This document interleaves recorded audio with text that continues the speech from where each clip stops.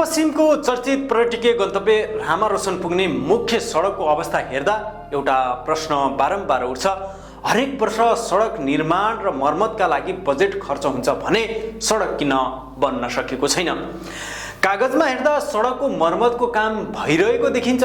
प्रत्येक वर्ष कोटेसन मार्फत सडक निर्माण तथा मर्मतका योजनाहरू सञ्चालन हुन्छन्, भुक्तानी पनि हुन्छ, तर वास्तविकता भने फरक छ। रामारोसन जाने मुख्य सडक आज पनि धुलाम्मे र हिलाम्मे खाल्टाखुल्टीले भरिएको छ।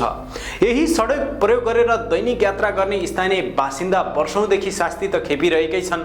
त्यति मात्र होइन, रामारोसन घुम्न आउने आन्तरिक तथा बाह्य पर्यटकले समेत जोखिमपूर्ण यात्रा गर्न बाध्य छन्।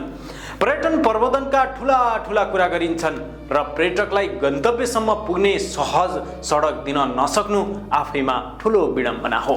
स्थानीयका अनुसार गत वर्ष मात्रै सडक मर्मतका लागि पालिकाले 23 लाख रुपियाँ बजेट छुट्याएको थियो, तर बजेट खर्च भए पनि सडकको अवस्था भने जस्ताको त्यस्तै छ। यसले खर्च भएको रकम कहाँ र कसरी प्रयोग भयो भन्ने विषयमा अहिले गम्भीर प्रश्न उठिरहेको छ।